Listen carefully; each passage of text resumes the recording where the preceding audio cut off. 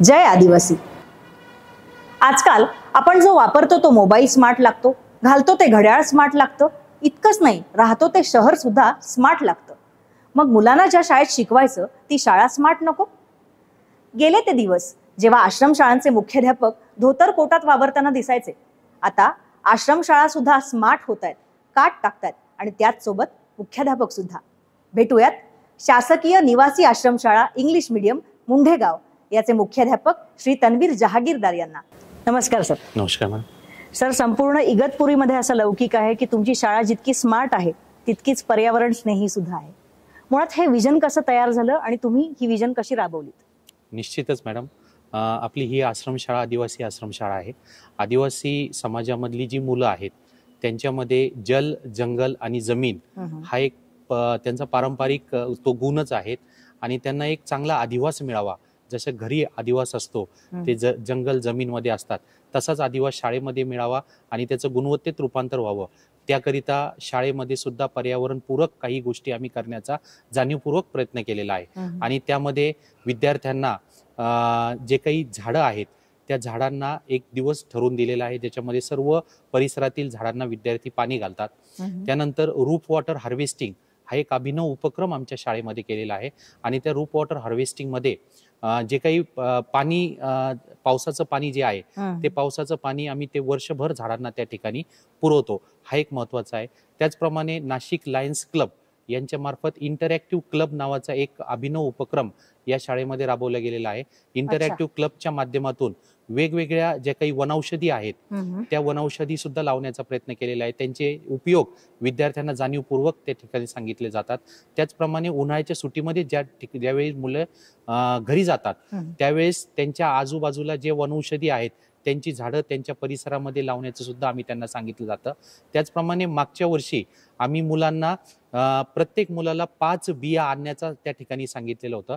म्हणजे 5 जूनला ज्यावेळेस येतात मुलं, साधारणतः जूनला आपल्याकडे पावसाळा असतो आणि पावसाळ्यामध्ये बियांचं रोपण आपण करत असतो। मग प्रत्येक मुलांना आम्ही तो एक उपक्रम देतो की तुम्ही जेव्हा उन्हाळ्याच्या सुट्टीमध्ये घरी जाल तेव्हा आसपासच्या वेगवेगळ्या 5 झाडांची बिया तुम्ही त्या ठिकाणी आणायच्या आहेत आणि त्या आम्ही शाळेच्या परिसरामध्ये प्रत्येक मुलांकडून त्या 5-5 बिया लावण्याचा प्रयत्न करतो।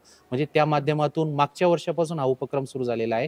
तर मागच्या वर्षापासून शाळेमध्ये जवळपास एक 70% झाडं चांगल्या पद्धतीनं त्या ठिकाणी म्हणजे मुलांना संवर्धनाचं महत्त्व त्या ठिकाणी लक्षात यावं म्हणून हा एक अभिनव उपक्रम मी माझ्या शाळेमध्ये त्या ठिकाणी करतो आहे आणि त्याच्यामुळे मुलांना एक पर्यावरणाची सवय त्या ठिकाणी मोठ्या प्रमाणात लागते। आणि तुमच्या शाळेतली मुलं झाडांना राख्या बांधतात?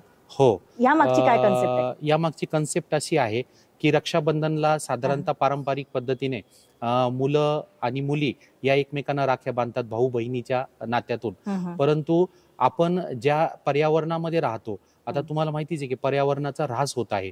मग खरी आवश्यकता संरक्षणाची जी आहे ती झाडांना आहे, कारण झाडांकडून जर आपल्याला ऑक्सिजन मिळालं नाही, भाऊ बहिणीला फार काही देतो परंतु ऑक्सिजन पेक्षा मोठी गिफ्ट देऊ शकणार नाही आणि झाडाने आपल्याला ऑक्सिजन द्यावं ही संकल्पना मुलींना जेव्हा कळते तेव्हा ते आपसुकच त्या ठिकाणी झाडांचं रक्षण करण्यासाठी त्यांना राख्या बांधतात। म्हणजे रक्षाबंधनाला हा एक अनोखा उपक्रम आम्ही घेतो।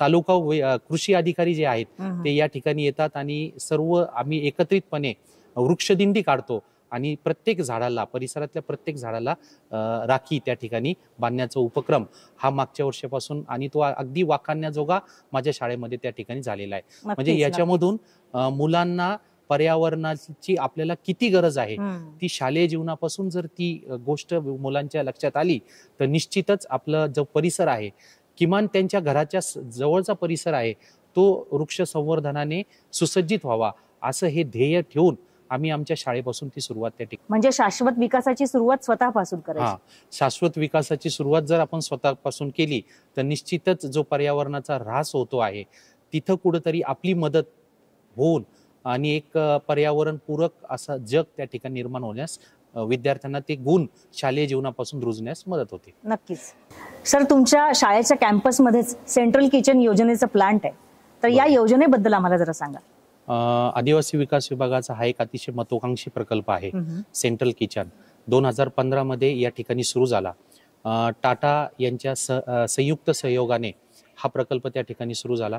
मानवविरहित असं जेवण या ठिकाणी बनलं जातं. संपूर्ण 36 यंत्रांनी गावांना. बनवलेलं असतं. हो, 36 गावांना. 36 गावांच्या आश्रमशाळेंना हम्म. जवळपास 42 आश्रमशाळांच्या 15,000 विद्यार्थ्यांपर्यंत हे जेवण त्या ठिकाणी जातं. हम्म. जेवणामध्ये सकाळ, दुपार आणि संध्याकाळ तिन्ही वेळचं जेवण, म्हणजे सकाळी नाश्ता, दुपारी जेवण आणि संध्याकाळचं जेवण, हे तिन्ही वेळचं जेवण 42 आश्रमशाळेच्या विद्यार्थ्यांसाठी या ठिकाणी बनवून त्या ठिकाणी पोच केलं जातं. जेवणामध्ये दोन्ही वेळ वरण भात, भाजी, पोळी, लोणचं हे या पद्धतीनं जेवण त्या ठिकाणी दिलं जातं.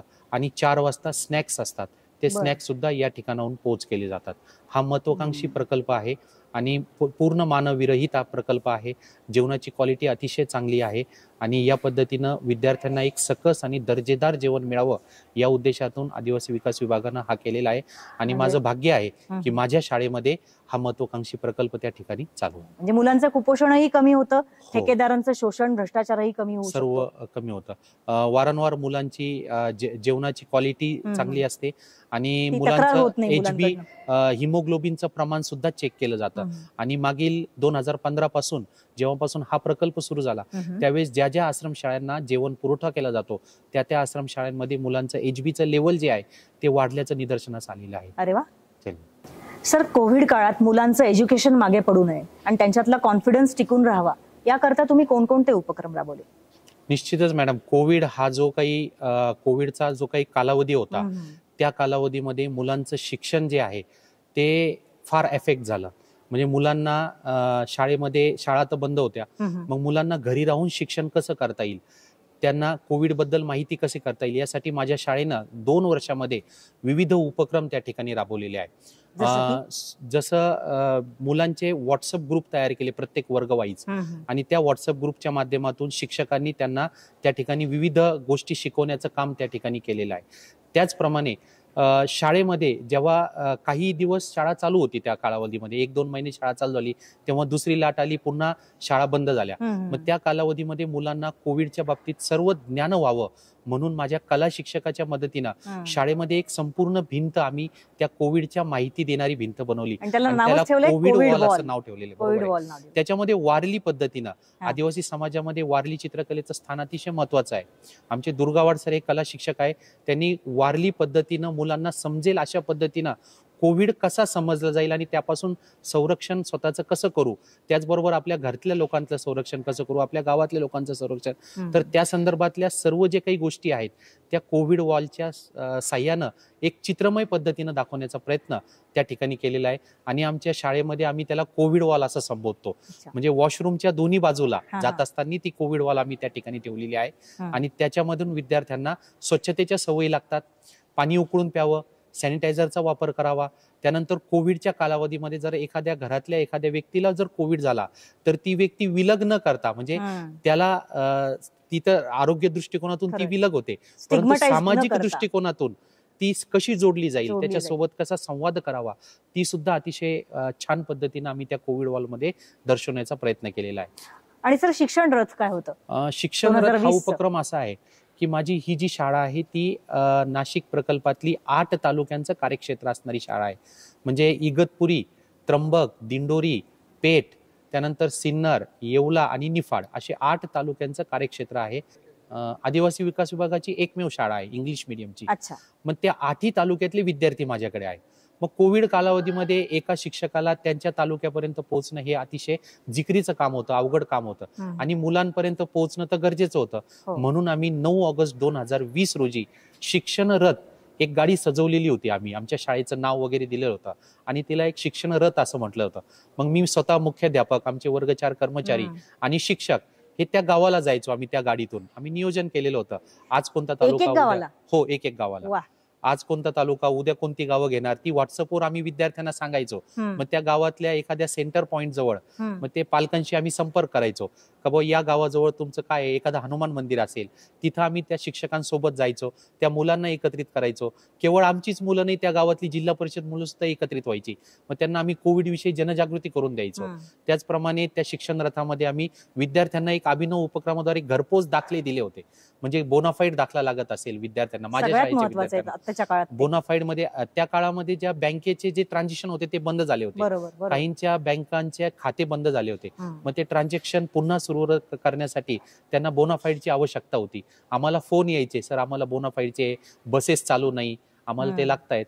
मग त्याबरोबर आम्ही बोनाफाईड नमुना नंबर 1 जातीच्या दाखल्यासाठी त्या विद्यार्थ्यांना घरपोच त्या ठिकाणी ते उपक्रम त्या कालावधीमध्ये आम्ही शिक्षण रथच्या माध्यमातून विद्यार्थ्यांना भेटीचा उपक्रम त्या ठिकाणी केला होता.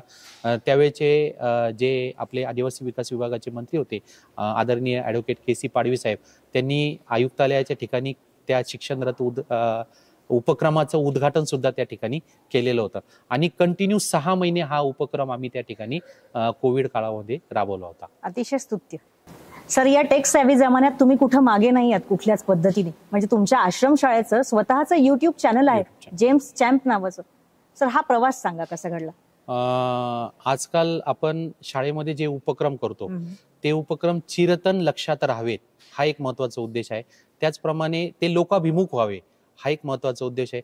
आश्रमशाळेबद्दल लोकांमध्ये असणारी जी काही विचारधारा आहे ती बदलावी. आश्रमशाळेमधून माझ्या शाळेतून जे पासआउट झालेले विद्यार्थी आहे त्यांच्यापर्यंत पोहोचता यावं.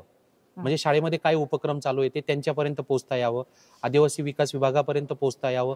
त्याचप्रमाणे एक ग्लोबलायझेशन शाळेला मिळावं हा उद्देश डोळ्यासमोर ठेवून एक युट्यूब चॅनल आम्ही कोविड काळामध्ये 2019 मध्ये डिसेंबर महिन्यामध्ये तयार केला.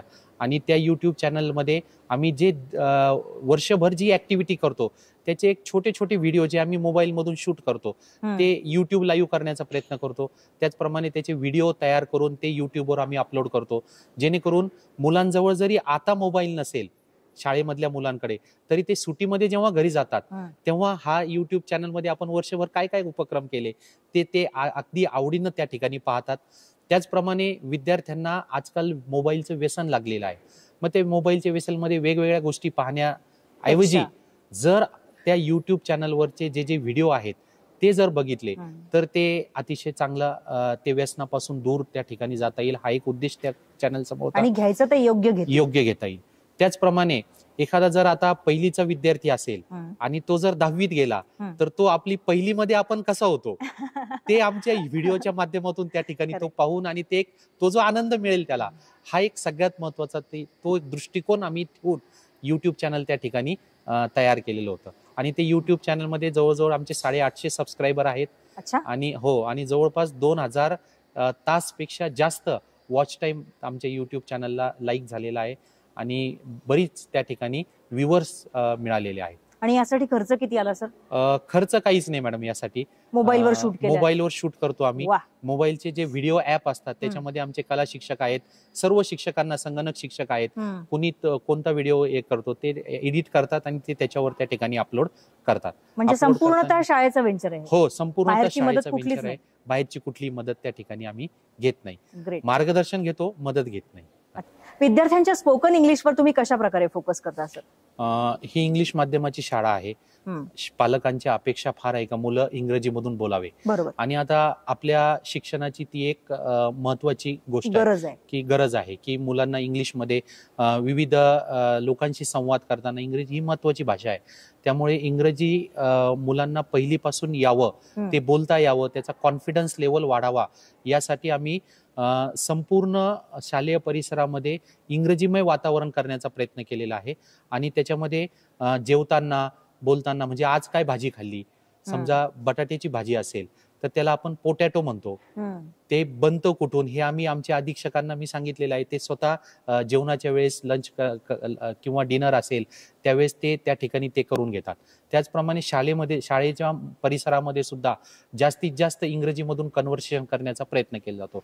त्याचप्रमाणे वर्गामध्ये जेव्हा शैक्षणिक वातावरण निर्मिती होते बोलताना इंग्रजीच्या वाक्य, छोटे छोटे वाक्य, मोठे मोठे वाक्य अशा पद्धतीनं इंग्रजी बोलताना 1ली ते 4थीच्या मुलांना थोडासा कॉन्फिडन्स लेवल कसा वाढेल हा महत्वाचा भाग सर्व शिक्षक त्या ठिकाणी वर्गामध्ये करून घेतात. मला वाटतं तुमच्या शाळेच्या पायऱ्यांवरती आणि भिंतींवरती सुद्धा इंग्रजीमध्ये सुंदर स्टेप्स ज्या आहेत, जे मुलं चढतात त्या ठिकाणी सुद्धा इंग्रजीमध्ये आम्ही शब्द लिहिण्याचा प्रयत्न केलेला आहे. म्हणजे मुलांना जास्तीत जास्त इंग्रजीचे शब्द माहीत पडून त्याचा वाक्यामध्ये कसं रूपांतर करता येईल आणि कसं बोलता येईल या दृष्टिकोनातून शाळेमध्ये प्रत्येक शिक्षकांकडून प्रयत्न चालू असतात.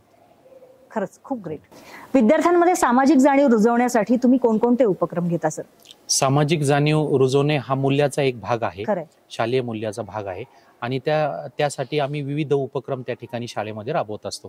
त्याच्यामध्ये सगळ्यात महत्त्वाचं म्हणजे आता तुम्ही आल्या बघितलं की आपण आणि आपली संस्कृती, म्हणजे आपण आदिवासी समाजातील आहोत, आपली संस्कृती काय आहे, आपल्या चालीरीती काय आहे, आपले धार्मिक सण कोणते, आपले उत्सव कोणते, आपले देवदेवता कोणते, आपले पोशाख कोणते, या संदर्भामध्ये जी काही माहिती आहे ती माहिती आम्ही शाळेच्या परिसरामध्ये TRTIच्या माध्यमातून लावण्याचा प्रयत्न केलेला आहे. त्याच्यामध्ये सातपुडा विभाग, त्यानंतर गोंडवाना विभाग आणि सह्याद्री विभाग, अशा तिन्ही विभागामध्ये ज्या ज्या आदिवासी जाती जनजाती आहेत त्या सर्व जातींची संस्कृती, पोशाख, रीतरिवाज, चालीरीती या सर्व विद्यार्थ्यांना त्या ठिकाणी समजतील, दिसतील अशा पद्धतीने ते लावलेले आहेत. माझे विद्यार्थी ते सर्व वाचतात आणि त्या वाचल्यानंतर त्यांना आपल्या आदिवासी समाजामध्ये कोणकोणत्या पद्धतीच्या चालीरीती आहेत ते सर्व त्या ठिकाणी एकजुटीची भावना निर्माण होते, आत्मीयता निर्माण होते आणि विविध समाजामध्ये एक सलोखा निर्माण होण्याचं कार्य त्या ठिकाणी होतं. त्याचप्रमाणे एक महत्वाची गोष्ट सांगायची अशी की 28 फेब्रुवारी हा मराठी भाषा दिन आहे. त्या मराठी भाषा दिनाच्या निमित्ताने आम्ही दरवर्षी शाळेमध्ये रक्तदान शिबिर आयोजित करत असतो. रक्ताची गरज आजकाल आपल्याला माहितीच आहे की जे आरोग्याविषयी रक्ताची गरज किती निर्माण आहे, त्याचा तुटवडा कसा आहे, रक्तातील घटक याविषयी विद्यार्थ्यांना माहिती दिली जातो. तुम्हाला सांगताना मला अतिशय आश्चर्य वाटेल की मी जेव्हा BSc ला गेलो, पदवी घेतली, त्यावेळेस सुद्धा मला माझा रक्तगट कोणता होता हा माहित नव्हता. म्हणजे आपल्या काळातली गोष्ट अशी होती. आता अवेअरनेस वाढतोय, वाढायला हवा आणि मुलांना सुद्धा आपला रक्तगट कोणता आहे तो माहित असणं आवश्यक आहे. म्हणून रक्तदान शिबिरासोबत दरवर्षी आम्ही 2 वर्ग निवडलेले आहेत, 9वी आणि 10वी. त्या विद्यार्थ्यांची रक्तगट तपासणी करत असतो आणि त्यांना एक छोटासा कार्ड देतो का तुमचा रक्तगट A पॉझिटिव्ह आहे, तुझा B आहे, तुझा C आहे, अशा पद्धतीनं. म्हणजे मुलांना ऍटलिस्ट कळतं का आपला रक्तगट कोणता आहे. म्हणजे भविष्यामध्ये जर त्यांना एखादी मेडिकल इमर्जन्सी आली तर किमान आपला रक्तगट त्यांना काय करता यावं, त्या ठिकाणी संबंधित वैद्यकीय अधिकाऱ्यांना सांगता यावा. हा एक उद्देश, हा एक दृष्टिकोन ठेवून आम्ही रक्तदान शिबिर त्या ठिकाणी दरवर्षी आयोजित करत असतो. रस्ता सुरक्षा अभियानाबद्दल काय सांगाल? रस्ता सुरक्षा अभियान, आता माझी शाळा ही जी आहे ती हायवेच्या शेजारी आहे आणि मुलांचं जाणं येणं त्या ठिकाणी सुरू असतं. मग रस्ता सुरक्षेचा सप्ताह जो असतो दरवर्षी, त्या सप्ताहामध्ये हायवे ऑथॉरिटी ऑफ इंडिया येथील लोकांशी मी संपर्क करतो. ते या ठिकाणी येतात आणि रस्ता सुरक्षाविषयी मुलांना मार्गदर्शन करतात. त्याच्यामध्ये रस्त्यामध्ये आपण गाडी चालवत असताना काय काय उपाययोजना, खबरदारी बाळगावी, कशा पद्धतीनं गाडी चालवावी, त्या संदर्भामध्ये ती सर्व माहिती त्या ठिकाणी ते सांगत असतात. त्याचप्रमाणे एक प्रश्न मंजुषाही ते त्या ठिकाणी घेत असतात, स्पर्धाही घेत असतात आणि मुलांना जे मुलं त्या स्पर्धेमध्ये अव्वल येतील त्यांना पारितोषिक वितरण सुद्धा रस्ता सुरक्षा सप्ताहाच्या निमित्ताने तिथल्या तिथे कन्सेप्ट क्लिअर होतात. मुलं जेव्हा घरी जातात तेव्हा आई वडिलांना सांगतात, वडील जर गाडी चालवत असतील तर त्यांना कशा पद्धतीने हेल्मेट घालावं, कोणत्या बाजूने चालावं, त्याच्यानंतर रस्ता ओलांडत असताना कोणत्या खबरदारी घ्याव्यात, या सर्व आम्ही रस्ता सुरक्षिततेच्या त्या अवेअरनेस मध्ये मुलांना त्या ठिकाणी ते शिकवत असतो. म्हणजे ती सामाजिक जाणीव सुद्धा मुलांना होते आणि इतर लोकांना त्या संदर्भामध्ये ते त्या ठिकाणी सांगत असतात. हा एक महत्त्वाचा आहे. सामाजिक जाणीवेचा आणखीन एक भाग म्हणजे अँगर कंट्रोल. त्यासाठी ध्यानाला राहण्यासाठी तुम्ही काय करता? मुलांना स्वतःवर नियंत्रण कसं ठेवावं हे शिकता यावं, त्यासाठी आनापान हा सगळ्यात महत्वाचा उपयोग, त्याचा उपयोग आम्ही त्या ठिकाणी करून घेतो. दररोज संध्याकाळी जेवण झाल्यानंतर ज्यावेळेस मुलांची आणि मुलींची काउंटिंग होते वसतिगृहामध्ये त्यावेळेस आनापान घेतलं जातं. त्याचप्रमाणे सकाळी ज्यावेळेस असेंब्ली होते, असेंब्ली झाल्यानंतर मुलं जेव्हा वर्गात बसतात आणि जेव्हा वर्ग शिक्षक येतात तेव्हा वर्ग शिक्षक स्वतः मुलांकडून आनापान करून घेतात 5-5, 10-10 मिनिटाचा. म्हणजे 9 मिनिटाचा हा आनापानचा जो काही कार्यक्रम आहे तो प्रत्येक वर्गात चालतो, हॉस्टेलमध्ये चालतो दररोज. त्याच्यामुळे मुलांना एक अँगर कंट्रोल, तुम्ही जसा शब्द वापरला तो एक होतो. त्याच्यानंतर अभ्यासाकडे लक्ष केंद्रित करणे हा महत्वाचा जो काही गुण आहे तो आनापानामधून कॉन्सन्ट्रेशन स्पॅन वाढतो. हा एक महत्वाचा होतो आणि त्याचा उपयोग त्यांना त्या ठिकाणी अभ्यासामध्ये करून घेता येतो.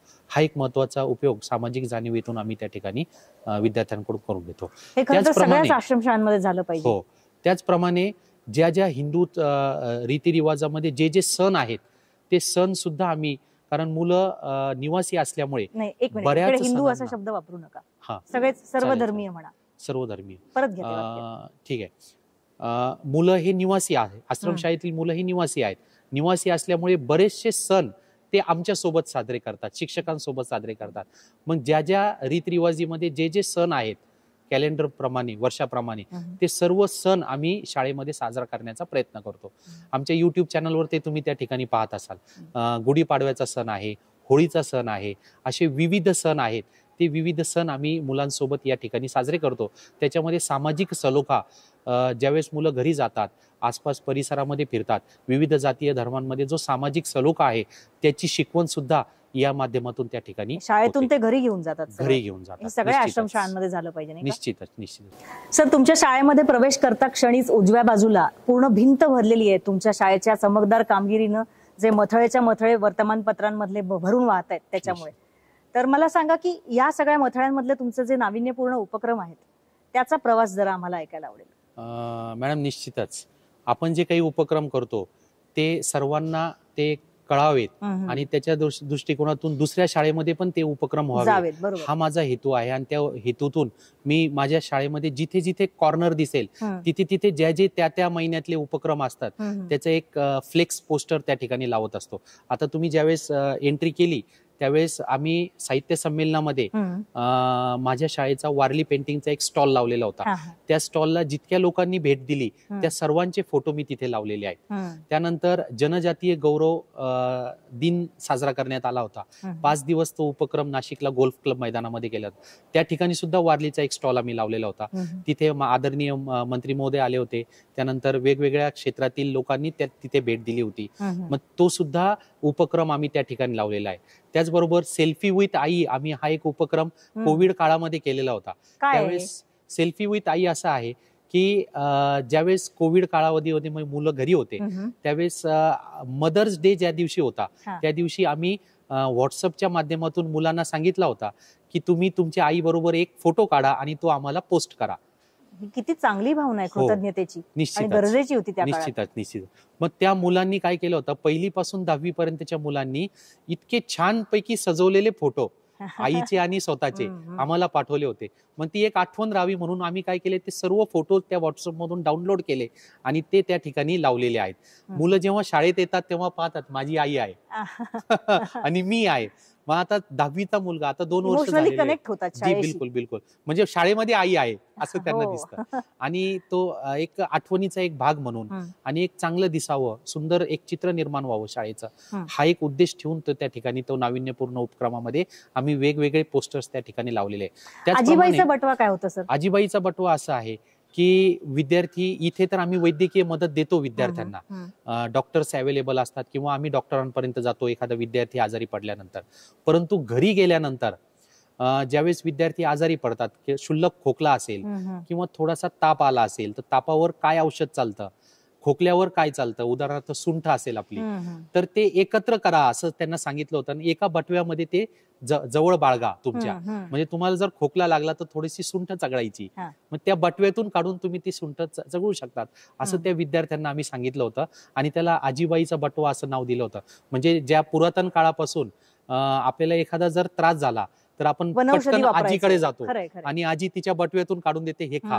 अशा पद्धतीने ती जी कन्सेप्ट आहे म्हणजे त्याच्यामधून एक नातेसंबंध कनेक्ट व्हावा घरातला आणि विद्यार्थ्यांना वनौषधीची ओळख व्हावी, हा एक उद्देश करून आजीबाईचा बटवा प्रत्येक विद्यार्थ्याने जवळ ठेवावा घरी, असं त्या ठिकाणी दुहेरी फायदा तो त्या ठिकाणी केलेला. सिकल सेल अभियानाबद्दल पुन्हा एकदा सांगा. सिकल सेलच्या बाबतीमध्ये विद्यार्थ्यांमध्ये, आदिवासी विद्यार्थ्यांमध्ये बऱ्याच प्रमाणामध्ये सिकल सेलचा प्रादुर्भाव जाणवतो. मग आम्ही दरवर्षी जे नवीन आलेले पहिलीचे विद्यार्थी असतात तर त्या पहिलीच्या 40 विद्यार्थ्यांची दरवर्षी सिकल सेल तपासणी करून घेतो. मग त्याच्यामध्ये जे सिकल सेल पॉझिटिव्ह विद्यार्थी असतात त्यांना विशेष वैद्यकीय मदतीची गरज असते. मग ती पूर्ण वर्षभर आम्ही काय करत असतो, त्या विद्यार्थ्यांकरिता जाणीवपूर्वक ती फॉलो करत असतो. म्हणजे त्या विद्यार्थ्यांना त्या सिकल सेलचं अवेअरनेस निर्माण व्हावं आणि सिकल सेलच्या विद्यार्थ्यांना तातडीची वैद्यकीय मदत मिळावी, या दृष्टिकोनातून सिकल सेलचा अभियान दरवर्षी तो एक नाविन्यपूर्ण उपक्रमामध्ये केलेला आहे. सर, हे तर ठीक आहे, पण तुम्ही सर्पदंश टाळलेत तेही टर्किश कोंबड्या पाळून. हो. हे कसं काय झालं? माझ्या शाळेमध्ये तिन्ही बाजूला डोंगर आहेत आणि त्या डोंगरामध्ये ही शाळा त्या ठिकाणी बांधलेली आहे. त्याच्यामुळे त्या डोंगरातून सर्पांचं प्रमाण माझ्या शाळेमध्ये जास्त होतं. अच्छा. म्हणजे साधारणतः 1-2 वर्षापूर्वी. बरं. तर आम्ही एक असंच आमचे अधीक्षक आहे सोनवणे सर, आम्ही बोलता बोलता आम्हाला एक युट्यूबवर सर्च करता करता कोंबड्यांचा विषय निघाला, टर्किश कोंबड्या. तर त्या टर्किश कोंबड्या ज्या ओरडतात, जे साऊंड निर्माण करतात, तर ते अल्ट्रा वेव्ह साऊंड असतो. आणि त्या अल्ट्रा वेव्ह साऊंडमुळे जवळपासच्या परिसरातले जे सर्प असतात ते येत नाही, असं आहे. त्यामुळे आम्ही 3 टर्किश कोंबड्या आमच्या शाळेमध्ये पाळलेल्या आहेत. आणि आता तुम्ही जेव्हा त्या गेट मधून येताल तेव्हा ते जवळच त्या ठिकाणी दिसतात आणि त्याचा आवाज सुद्धा तुम्ही ऐकला असेल. तर त्या आवाजामुळे सर्पांचा प्रादुर्भाव अतिशय कमी होतो आणि सर्पदंशाच्या घटना त्या ठिकाणी टाळल्या जाऊ शकतात. म्हणजे नॉमिनल खर्च 1200 रुपयामध्ये ती कोंबडी येते, परिसरामध्येच ती जगते, मेंटेनन्स काहीच नाही. अरे वा. सर, प्रकल्प कार्यालय नाशिक स्तरावरून तुम्हाला कोणकोणत्या आयडियाज आणखी मोठ्या स्वरूपात राबवायला आवडेल? काय काय कोलॅबोरेशन अपेक्षित आहे आमच्याकडून? निश्चितच मॅडम, प्रकल्प कार्यालयाचं वेळोवेळी मार्गदर्शन या ठिकाणी शाळेकरता होत असतं. आणि पुढे भविष्यामध्ये आता माझी मुलं आहेत, इयत्ता पहिलीचा प्रवेश प्रक्रिया होत असते. त्या पहिलीच्या प्रवेश प्रक्रियामध्ये 8 तालुक्यातील केवळ 40 मुलं आपण घेतो. तर त्या ठिकाणी जास्तीत जास्त मुलं, म्हणजे 2 तुकड्या जर वाढवता आल्या तर त्या संदर्भातून सुद्धा आम्ही प्रकल्प कार्यालयाकडे वारंवार पाठपुरावा करत असतो.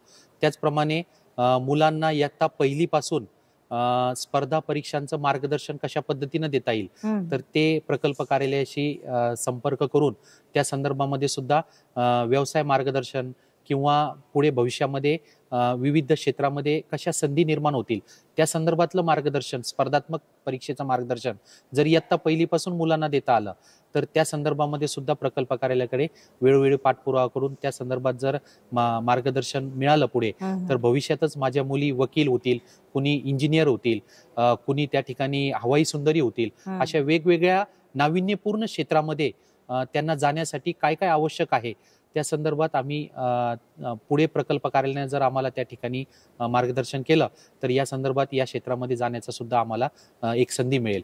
तुमच्या शाळेची कॉपी करावी अशीच तुमची शाळा आहे. तुमच्या शाळेमध्ये 8,500 पेक्षा जास्त पुस्तकं आहेत सर. हो सर, तुमच्या शाळेमध्ये एका ठिकाणी मी मिलेट्स कॉर्नर बघितला, त्याच्याबद्दल जरा सांगा. भविष्यामध्ये हे असे उपक्रम आहेत ते मोठ्या स्वरूपात राबवायला आवडतील का तुम्हाला? निश्चितच मॅडम, 2022 हे मिलेट्सचं वर्ष आहे आणि आपल्या पौष्टिक आपल्या जे अन्नधान्य आहे त्याच्यामध्ये सगळ्यात जास्त पौष्टिक हे मिलेट्सच्या संदर्भामध्ये आहे. आणि विद्यार्थ्यांना जर त्या मिलेट्सची माहिती जर मिळाली तर त्यांचे ते दैनंदिन आहारामध्ये त्याचा समावेश करतील आणि जीवनसत्व त्या ठिकाणी त्यांना जास्तीत जास्त मिळेल. आणि विद्यार्थी जर सुदृढ राहिले तर शिक्षण सुद्धा गुणवत्तापूर्वक त्या ठिकाणी निश्चितच होईल. आणि त्याच्यासाठी मिलेट्स कॉर्नर हा सगळ्यात महत्वाचा माहितीपूर्ण आहे आणि तो माझ्या शाळेमध्ये त्या ठिकाणी लावण्यात आलेला आहे. सुदृढ शिक्षण देणारी स्मार्ट शाळा आणि त्याचबरोबर स्मार्ट मुख्याध्यापक सुद्धा आज आपण पाहिले. सर, आदिवासी विकास विभागाला तुम्ही इतका वेळ दिलात आणि आमच्याशी मुक्त संवाद साधलात त्याबद्दल तुमचे खूप खूप आभार आणि पुढच्या सगळ्या प्रवासासाठी खूप खूप शुभेच्छा. नमस्कार.